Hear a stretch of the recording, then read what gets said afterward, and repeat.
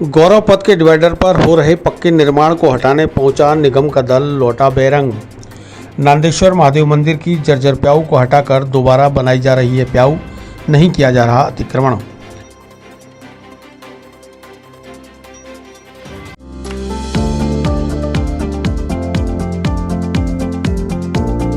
Mohan watch and mobile, Ajmer शहर में 4 प्रतिष्ठान, आपकी अपनी मोबाइल की दुकान। हेलो एवरीवन, मैं मोहन वॉच एंड मोबाइल पे आपका सभी का स्वागत करता हूँ। मेरी अजमेर में 4 दुकानें हैं। आप कहीं पे भी जाइए, आपको सभी जगह सेवा भरपूर मिलेगी। आ जाइए मोहन वॉच एंड मोबाइल पे, आपकी अपनी दुकान, जहां आपको मिलेंगे हर ब्रांड के लेटेस्ट मोबाइल और एसेसरीज, वो भी सबसे कम और किफायती दरों पर। मोहन वॉच एंड मोबाइल, कचहरी रोड, नसीराबाद रोड, वैशाली नगर और स्टेशन रोड, अजमेर। वैशाली नगर स्थित गौरव पथ कृष्णगंज के सामने डिवाइडर पर खुले आम पक्का निर्माण कर अतिक्रमण करने की शिकायत पर नगर निगम के अतिक्रमण तोड़ू दल प्रभारी सत्यनारायण बोहरा और निगम की राजस्व अधिकारी मंगलवार दोपहर गौरव पथ नांदेश्वर महादेव मंदिर के पास पहुंचे, जहां यह निर्माण कार्य किया जा रहा है। लेकिन मंदिर समिति के द्वारा जब निगम अधिकारियों को बताया गया कि यह निर्माण पुराने निर्माण को तोड़कर किया जा रहा है, पहले यहां पर लोगों की प्यास बुझाने के लिए प्याऊ लगाई हुई थी, जिसकी जर्जर हालत होने के बाद उसका जीर्णोद्धार कराया जा रहा है।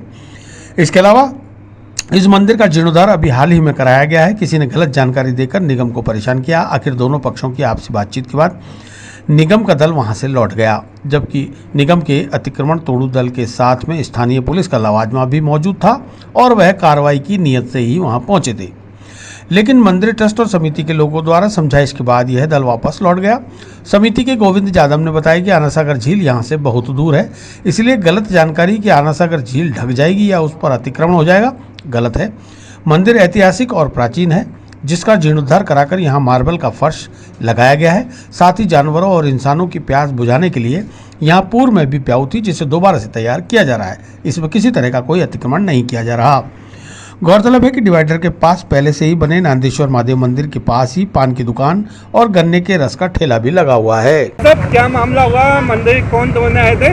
नांदेश्वर महादेव मंदिर जो प्राचीन मंदिर है, यहाँ करीब 40-50 साल पुरानी एक पानी की प्याऊ लगी हुई थी, जिससे सारे श्रद्धालु यहाँ पानी पीते थे। अब उस प्याऊ का जीर्णोद्धार कराने के लिए, वो पहले टूट की जर्जर अवस्था में थी तो उसको हटा दी, उसकी जगह पुनः निर्माण कराया जा रहा था यहाँ पे। लेकिन कुछ लोगों ने प्रशासन को गलत सूचनाएं दी कि यहाँ परिचित दुकानें बन रही है या व्यावसायिक काम शुरू होगा। ये गलत सूचना देने के कारण, कुछ गलती के कारण यहाँ प्रशासन के लोग आए, उनको समझा दिया, बातचीत हो चुकी है और यहाँ रामदेवरा का भंडारा लगता है और उसमें जितने यात्री आते हैं उन सबके पीने के लिए बजरंगगढ़ से लेकर वैशाली नगर तक पानी पीने की कई सुविधाएं नहीं है।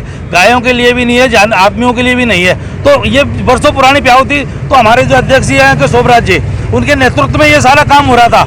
लेकिन गलत सूचनाओं के कारण और गलत फहमी के कारण ये सारा विवाद हुआ और इस विवाद को जैसे ही सामने आया, सच्चाई सामने आई, विवाद सलट गया। प्रशासन अपनी बात मान गए और हम लोगों ने इस बात को मान लिया कि भाई ये गलत होगा तो हम उसके जिम्मेदार हैं और वैसा ही काम या कुछ नहीं होगा। सिर्फ पानी पीने के लिए प्याऊ बनेगी जो आम लोगों की सुविधा के लिए है। कहाँ से आए थे उन लोग? नगर निगम में किसी ने सूचना करी थी, लिखित में दिया किसी ने। कुछ लोग बाग ऐसे भी है कि वो कहते हैं कि साहब इसकी आड़ में आनासागर दब जाएगा। अब एक इतनी सी प्याऊ में आनासागर दब जाएगा क्या? ये उन लोगों की सोच है, ओछे लोगों की, जो उन्होंने ये गलत सूचनाएं दी वहाँ पे जाके।